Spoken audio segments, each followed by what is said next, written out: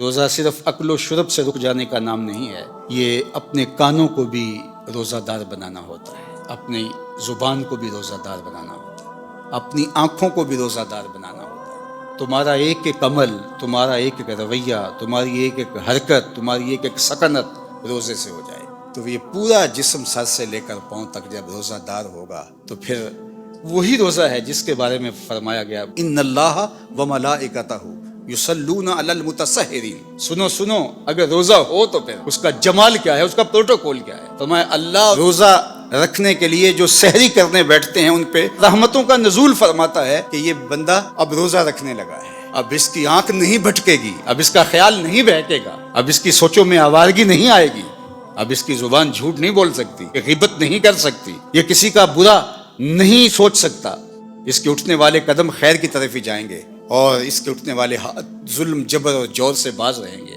اب یہ اپنے آپ کو روزے کے حصار میں لے کے آ رہا ہے اور تقوی کے نور سے مالا مال ہو رہا ہے تو اللہ خود بھی اور فرشتوں کو بھی حکم دیتا ہے میرا بندہ سحری کرنے بیٹھا ہے، تم اس کے اوپر رحمتیں نچھاور کرو۔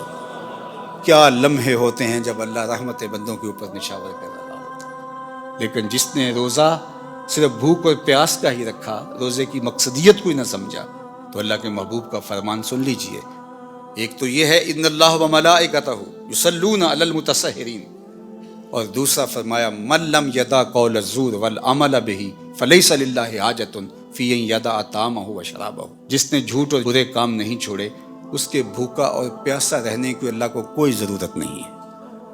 وہ بھوک کاٹے پیاس کاٹے، اللہ کو اس کی کوئی ضرورت نہیں ہے، چونکہ یہ خوراک بچاؤ مہم تو ہے ہی نہیں، وہ تو مومن کے رزق میں اضافہ کر دیتا ہے۔ وہ چاہتا ہے کہ تم پھر روزے سے ہو۔ اللہ اکبر۔ فرمایا روزہ دار جب کسی سے بات کرے اور وہ آگے سے الجھنا چاہے تو فرمایا روزہ دار آگے سے ایک ہی جملہ بولے انی صائمون، میں روزہ رکھا ہوا ہے۔ تو جب میں روزہ رکھا ہوا ہے تو تم لڑنا چاہتے بھی ہو تو میں نہیں لڑ سکتا۔ اللہ اکبر۔ یہ ذات کی لڑائی ہے، یعنی اپنی ذات کے لیے میں نہیں لڑ سکتا، اور اللہ کے لیے اگر تلوار اٹھانے کی بات ہو پھر بدر والوں کو دیکھ لو، حالت روزہ کے اندر بھی اللہ کے دین کے پرچم کو کیسے اونچا کرتے ہیں۔ تو تقویٰ کیا ہے؟ تقویٰ اپنے آپ کو ان گناہوں سے بچانا ہے جو اللہ جل شانہ کی ناراضگی کا سبب و ذریعہ ہوتے ہیں۔ سورہ طلاق میں ارشاد فرمایا وَمَن يَتَّقِ اللَّهَ يَجْعَل لَّهُ مِنْ أَمْرِهِ يُسْرًا، جو تقویٰ اختیار کرتا ہے پھر اللہ جل شانہ اس کے کام آسان فرما دیتا ہے، زندگی سوکھی ہو جاتی ہے۔ اس سے ڈرنے والا پھر کسی اور سے نہیں ڈرتا، اس کی فرما برداری کرنے والا آسودگی میں زندگی بسر کرتا ہے۔ پھر ارشاد فرمایا یا ایھا الذین آمنوا ان تتقوا اللہ، اے ایمان والو اگر تم اللہ سے ڈرنے لگ جاؤ گے، تقوی اختیار کرنے لگ جاؤ گے تو پھر کیا ہوگا؟ یجعل لکم فرقانا، وہ تمہیں فرقان عطا کر۔ فرقان کیا ہے؟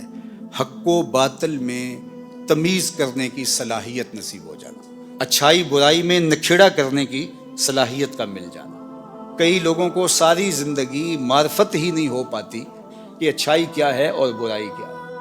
میں نے پڑھے لکھے لوگوں کو بھی دیکھا ہے کہ ایک جاہل بابے کے جا کے قدموں میں بیٹھے ہوئے ہوتے ہیں۔ ایسے لوگ کہ جو اچھے مسلمان تو دور کی بات ہے، اچھے انسان کہلانے کے بھی لائق نہیں ہیں، جنہوں نے جنابت کا غسل بھی نہیں کیا ہوتا، تو کچھ لوگ ان کو بھی اللہ کا ولی سمجھ رہے ہوتے ہیں۔ کیوں سمجھ رہے ہوتے ہیں؟ اس لیے کہ یہ خود متقی نہیں ہے، اللہ ان کو امتیاز کرنے کی صلاحیت ہی عطا نہیں کرتا۔ تو فرمایا کہ اگر کوئی تقوی کے نور سے مالا مال ہو جاتا ہے اللہ اس کو فرقان عطا کرتا ہے، اور یہ بہت بڑی دولت اللہ کسی بندے کو عطا فرمائے، اور وہ کیا ہے؟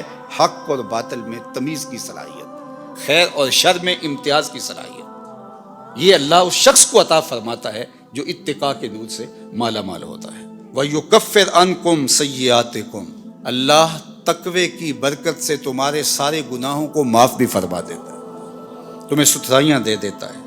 وَيَغْفِرْ لَكُمْ، اور اللہ تمہیں معاف بھی فرما دیتا ہے اور تمہیں غفران و رحمت کے پردوں میں بھی ڈھانپ لیتا ہے۔ وَمَن يَتَّقِ اللَّهَ يَجْعَل لَّهُ مَخْرَجًا، جو اللہ سے ڈرنے لگ جاتا ہے، تقوی اختیار کرنے لگ جاتا ہے، اللہ اس کے لیے مخرج پیدا کر دیتا ہے۔ کچھ لوگ مصیبت میں پھنستے ہیں پھر ساری زندگی اس سے نکل ہی نہیں پاتے۔